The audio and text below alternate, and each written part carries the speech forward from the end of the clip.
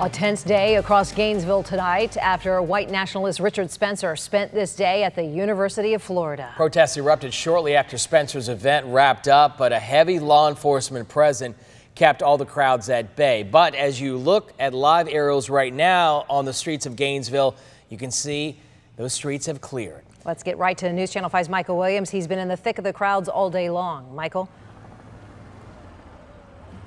Good evening. You see law enforcement rolling by, Florida Highway Patrol troopers who are among the many from around the state out in force here today. Again, the roads on the western edge of campus about to open up. If white nationalist Richard Spencer hoped to sell a message here, it was one certainly overwhelmed by roughly 1,000 or more protest voices today who said, we're going to overwhelm the white supremacy message with one about diversity and inclusion and love and unity here at the University of Florida campus and well beyond. Many UF students here, but also people from around the state joining in counter protests today that were largely peaceful. There were a few tense moments when people gathered around and surged towards some of the people who they identified as Richard Spencer supporters, one coming out with a shirt with swastikas on it, yelling they didn't want Nazis on their streets. But at the end of the day, the protest has largely ended now, and we continue to look at the follow-up here, but police are beginning to break up their units here, and the streets beginning to open. Protesters say they believe their message won the day here, and Megan McRoberts has been here the last 24 hours, and she looks in on part of the day. Well, many security measures have been in place long before this speech, of course, during the speech. And now the focus is going to shift to tonight and into tomorrow to make sure there's not any other threats of backlash or any violent protests. We have spoken to protesters tonight who say they are going to remain passionate and vocal, but peaceful.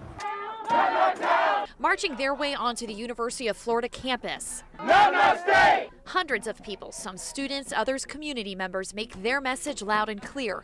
They do not stand for the message supported by white nationalist Richard Spencer. We don't want your Nazi hate! Holding signs and chanting outside of the Phillips Center, rallying before and after his 2-hour speech. I'm a white girl. I think they just let me in. There were a lot of people of color who got turned away. Aggie Argaros among the dozens of people who waited in line to take a ticket from Spencer's team. She didn't stay. I also want to leave an empty seat so that when he goes out and speaks his hateful rhetoric, no one else is listening. Neither did freshman Zachary Ray. That's one last person that's going to be inside, so glad to do that. Yeah. And junior Marcella Mulholland was turned away. Like, they didn't let me in because I had a phone number written on my arm, and they didn't let another girl in because she had a Hindu tattoo on her arm.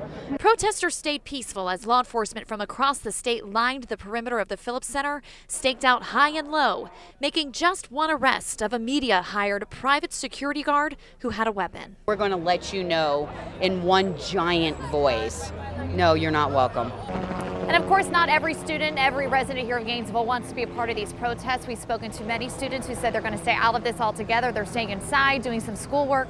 Other students are also taking part in a virtual assembly, a Facebook initiative by a group called Together UF, where they can still be a part of the movement against Richard Spencer's appearance here, but they're more focused on talking about diversity and unity.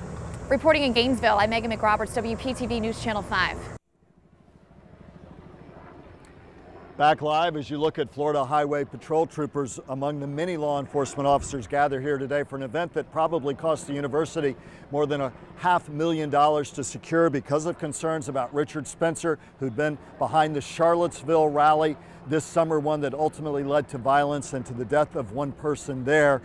But at the end of the day, people here said they're glad they were able to unify their voices in an overwhelmingly peaceful manner. They said they think they got their message out the way that they wanted to. Again, you had issues here about somebody talking about white supremacy and veiled language, but with only a handful of supporters inside for him, according to reporters who were allowed in.